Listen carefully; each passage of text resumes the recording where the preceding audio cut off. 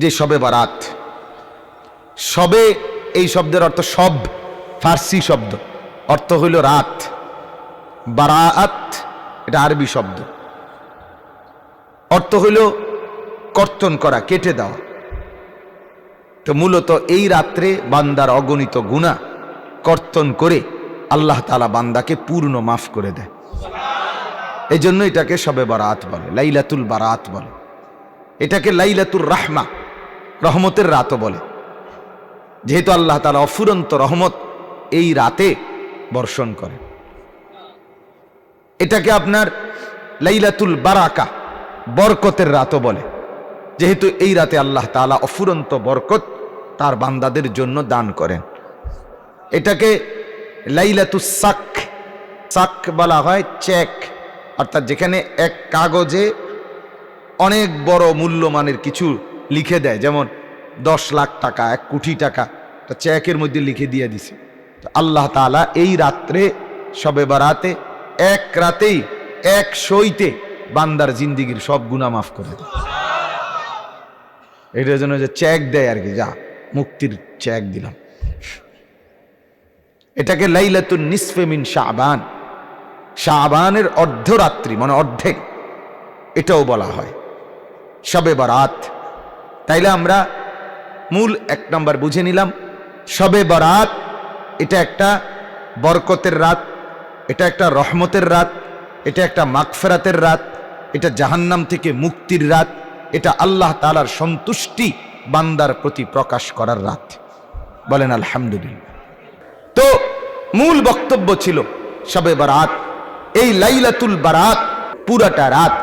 এই রাত এর ব্যাপারে কোরআন এবং সুন্নাহর মধ্যে কি বর্ণনা আছে? 1 নম্বর কথা হলো কোরআনুল কারীমের 25 নম্বর পারা 44 নম্বর সূরা, সূরায়ে দুখান একটা সূরা আছে। এই সূরার প্রথমে একটা আয়াত আছে, ইন্না আনজালনাহু ফি লাইলাতিন মুবারাকাতিন। আল্লাহ তাআলা বলেন, নিশ্চয়ই আমি কোরআন নাজিল করেছি বরকতময় রাতে। কি রাতে? এই বরকতময় রাত বলতে কি উদ্দেশ্য, এই নিয়ে মুফাসসিরদের মধ্যে 2টা অংশ।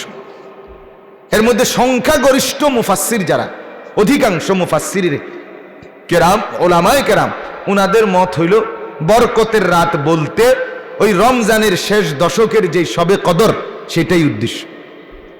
ঠিক আছে কথা? তাহলে এটা হলো অধিকাংশ। বাকি মুফাসসিরদের মধ্যে একজন প্রসিদ্ধ মুফাসসির আছেন, হযরত ইকরামা রাহমাতুল্লাহি আলাইহি। উনি হলেন নবীজির একজন বিখ্যাত সাহাবী আব্দুল্লাহ ইবনে আব্বাস রাদিয়াল্লাহু তাআলা আনহুমার ছাত্র, শাগরিদ, মানে তাবিঈ। উনি যারা সাহাবীদেরকে দেখছেন, এই ইকরামা রাহমাতুল্লাহ আলাইহির মত হইল এই বরকতময় রাত বলতে এখানে শবে বরাতকে বোঝানো হয়েছে।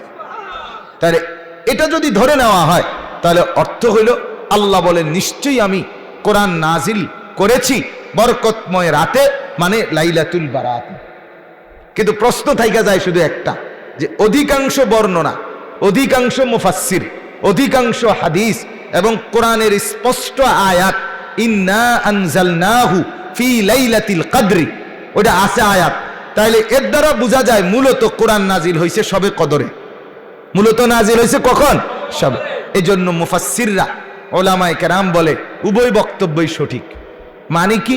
মানে হইল লাইলাতুল বারাত, যেটা এই আগামীকাল রাতে, এটার মূল বৈশিষ্ট্য হইল হাদিসের মধ্যে আল্লাহর নবী সাল্লাল্লাহু আলাইহি সাল্লাম বলেন, লাইলাতুল বারাতে আল্লাহ তাআলা পরবর্তী 1 বছর পৃথিবীতে কি কি দিবেন, বর্ষণ করবেন, নাজিল করবেন, এটার চূড়ান্ত ঘোষণা, লিখিত কপি আল্লাহ তাআলা ঘোষণা করে দেয়।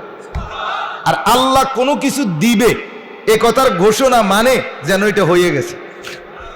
তো এই জন্য ধরে নেওয়া যায় যে এই বছর শবে কদর কোরআন নাজিল সত্যি সত্যি শুরু হয়েছে, ওই বছর শবে কদরের আগে শবে বরাতে আল্লাহ তাআলা সিদ্ধান্ত ঘোষণা দিছে যে এই যে সামনে রমজান আইতেছে, এই রমজানের শবে কদর থেকে কোরআন নাজিল আনুষ্ঠানিকভাবে শুরু হবে। এটা আজকে চূড়ান্ত ঘোষণা দিলাম।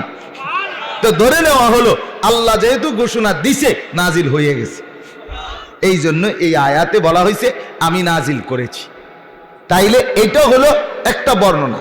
বাকি এটাকে একবারে কোনো না কোনো ভাবেই কোরআনুল কারীম দ্বারা প্রমাণ করতেই হবে এটা জরুরি না।